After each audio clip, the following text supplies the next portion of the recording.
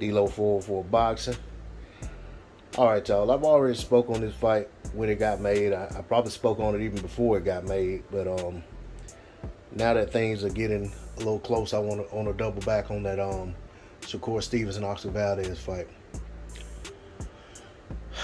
I'm well aware that Oscar Valdez is a champion. I'm well aware that he has some good wins on his resume. I'm well aware that he was an Olympian. I'm well aware that he basically beat the guy that a lot of people consider to be the toughest guy in the division at 130 with relative ease in Burchell. But there's also a lot of other things I know about Oscar Valdez that lend themselves to make me believe that Shakur Stevenson is his medicine. Shakur has too much of everything for Oscar Valdez, or too much of a lot of things.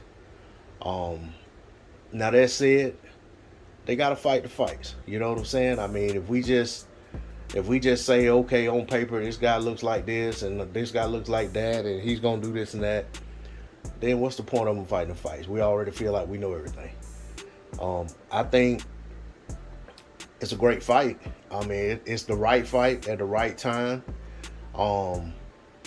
And to be honest, when you look at the experience edge, Oscar Valdez, from a professional standpoint, is the fighter who should be more prepared for this caliber of a fight as opposed to Shakur Stevenson.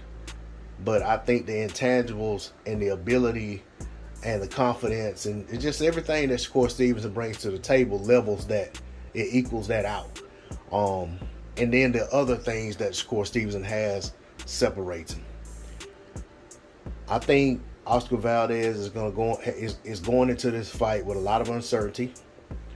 I listen to what he's saying, looking at how he, just how he speaks when it comes to the fight. He basically is admitting to himself that this is an uphill battle. You know what I'm saying? And this is it's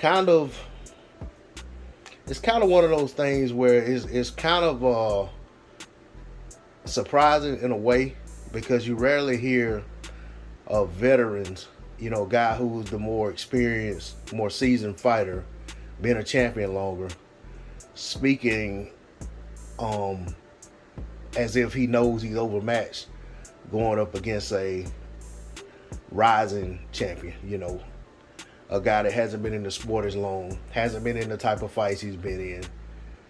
But it's almost as if Oscar Valdez watches just as much of Shakur Stevenson as we do. Those of us who are high on him, those of us who think that he's gonna, go in there and have his way with Oscar Valdez. So, just listening to Valdez talk in that manner, and then looking at some of his mannerisms and things like that, and also the things he was saying way before the fight was made, I never felt like Oscar Valdez wanted this fight. I understand what he's saying now, but I never felt like he wanted to fight. I felt like this is a situation where if he could avoid it at all costs, he'd do everything he could to stay away from the fight. And then when I watched how the Conceição fight played out, I'm not one of those fighters, one of those fight fans that are going to make excuses for fighters and say that, well, maybe the Conceição fight played out the way it did because of all the outside noise, all the pressure, because of the allegations, and he thought he was going to get stripped and didn't, and all of that. And I didn't say necessarily allegations, the results of his drug test. I just feel like it was a bad matchup, and I felt like Conceição went out there and whooped on Oscar Valdez. And Oscar Valdez was very fortunate to leave that fight as champion. And I don't feel like he's going to be as fortunate against Shakur Stevenson. And, you know what I'm saying? And I have my reason as the fight gets closer. I'll break it down a lot more in depth if the opportunity presents itself. But I'll go on the record officially and say that I think Shakur Stevenson is going to dominate Oscar Valdez in spots of this fight. And I think that I think it's going to be a fight there's going to be a clear winner. You know what I'm saying? I don't think this is going to be a fight where at the end everybody's waiting with bated breath to see, who actually got the decision. I think that it's going to be a fight that ends and people are going to be like, okay, I know this guy got the win, and if he didn't, it was a robbery.